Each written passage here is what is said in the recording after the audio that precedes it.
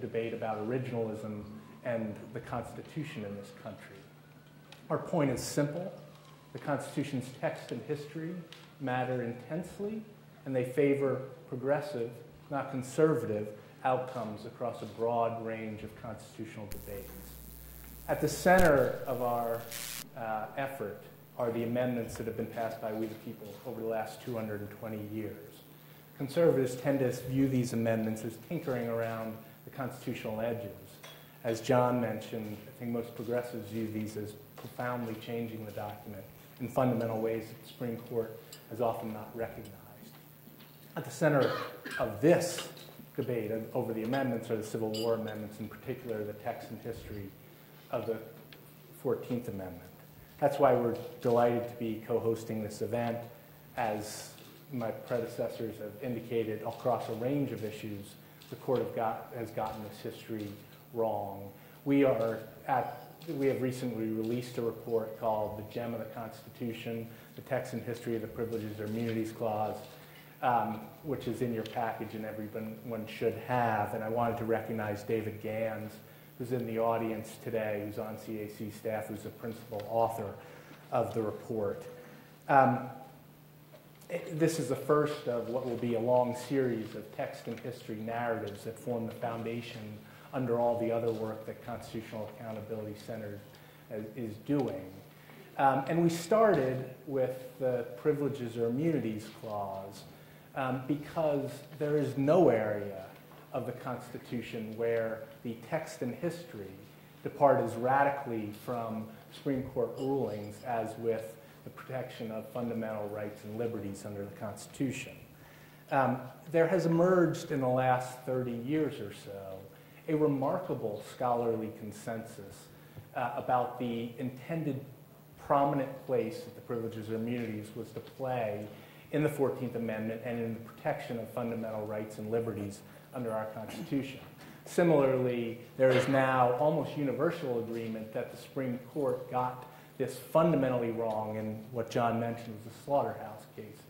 As Akhil Amar, an historian from Yale, a constitutional historian from Yale, has said, virtually no modern scholar, left, right, or center, believes that the slaughterhouse case is a plausible interpretation of the 14th Amendment.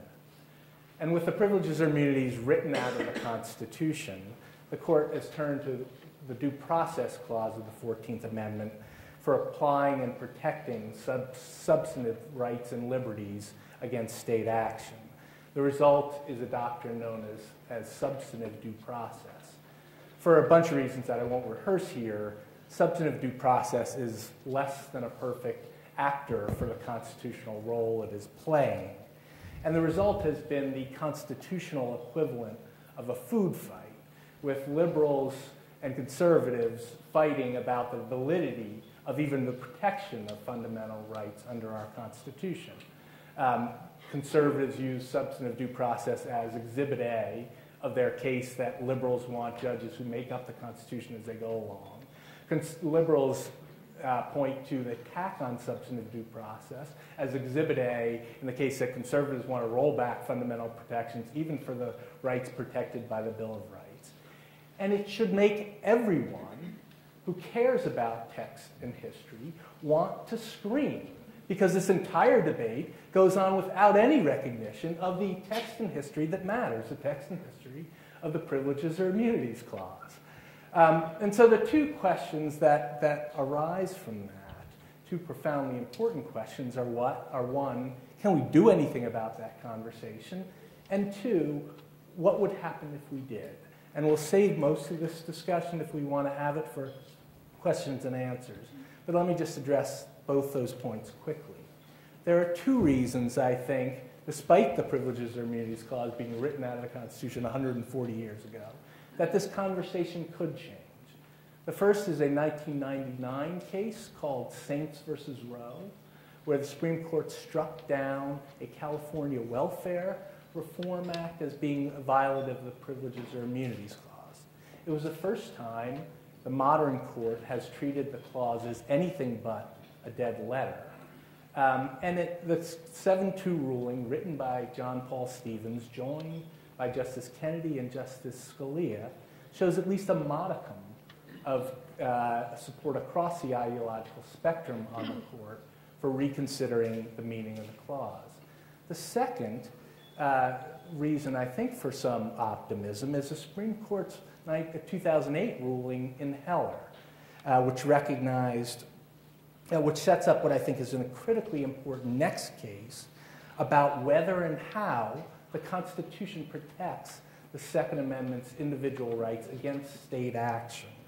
There is only one textually and historically faithful way to incorporate the Second Amendment against the states, and that is the Privileges or Immunities Clause. So a big test is coming for the Supreme Court, and there is at least a possibility that in the next decade or so, we will actually have a Privileges or Immunities Clause. So why would that matter? Well, let me just read a passage from Barack Obama's book, The Audacity of Hope, and I'm cutting it down a little bit. For all our disagreements, we would be hard-pressed to find a conservative or liberal in America today who doesn't subscribe to a basic set of individual liberties identified by our founders and enshrined in our Constitution and common law. The right to speak our minds, the right to worship how and if we wish, the right to peacefully assemble and to petition our government, the right to buy, own, and sell property, the right to be free from unreasonable search and seizures, and the right to make our own determinations with minimal restrictions regarding family life and the way we raise our children. We consider these rights to be universal, a codification of liberty's meaning. I think Obama is right. I think we Americans do believe in a basic set of equal and inalienable rights. This is little more than a restatement of the central passage of the Declaration of Independence, a passage that states the idea of America and establishes our national creed.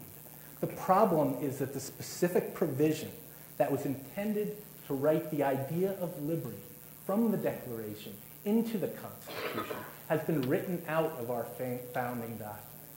All Americans should cheer and push for a ruling